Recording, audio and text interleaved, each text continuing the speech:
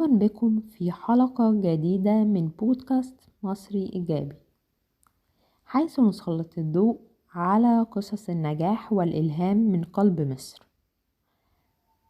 لدينا اليوم حلقة خاصة جدا تحتفي باثنين من ألمع نجوم الاسكواش في العالم، نور الطيب وعلي فرج.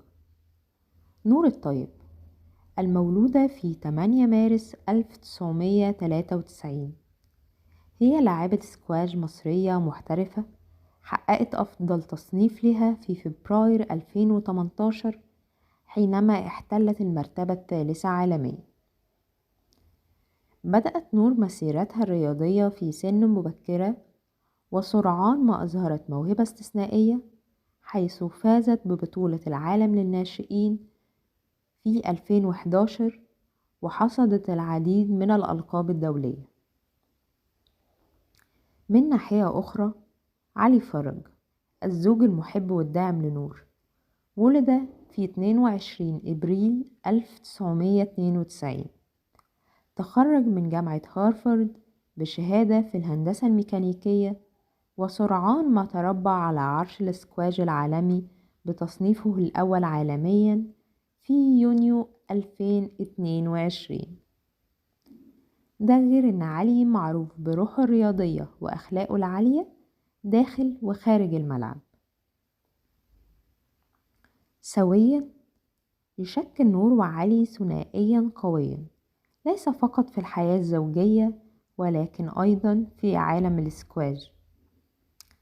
لم يكتفي الثنائي بالنجاحات الفردية فحسب، حيث في 17 اكتوبر 2017 حقق الزوجان إنجازا تاريخيا بفوزهما ببطولة الولايات المتحدة المفتوحة للسكواش في اليوم نفسه، حيث هزمت نور الطيب اللاعبة رنيم الوليلي بنتيجة 3-2، بينما فاز علي على اللاعب محمد الشربجي بنتيجة 3-0، مما جعلهما أول زوجين في تاريخ الرياضة يحصلان على نفس اللقب الفردي في يوم واحد. ولكن قصة نور وعلي ليست مجرد قصة من ضمن قصص النجاحات الرياضية، رحلتهما ترمز إلى الجمع المثالي بين الشغف والموهبة والدعم الثابت.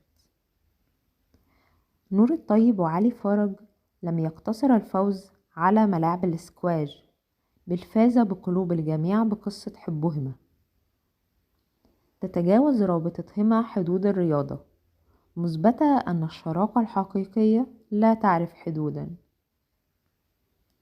مع استمرار تصدر علي كصاحب المركز الأول عالميا، ومع استمرار نور في إلهام الجميع بإنجازاتها الرائعة، يذكراننا بأن مع التفاني والإصرار والحب يمكن تحقيق أي شيء. في عالم يتسم غالبا بالمنافسة والفرادة، تقف قصة نور وعلي كدليل على قوة التعاون والدعم المتبادل. معا قام بإعادة كتابة سجلات تاريخ الاسكواش وإعادة تعريف معنى البطولة، سواء داخل الملعب أو خارجه. لذا دعونا نحتفل ليس فقط بانتصاراتهما، بل أيضا بحبهما وشراكتهما. نور الطيب وعلي فرج رمز للإيجابية والنجاح، يستمرون في اللمعان كنجوم ساطعة في كوكبة التميز المصري.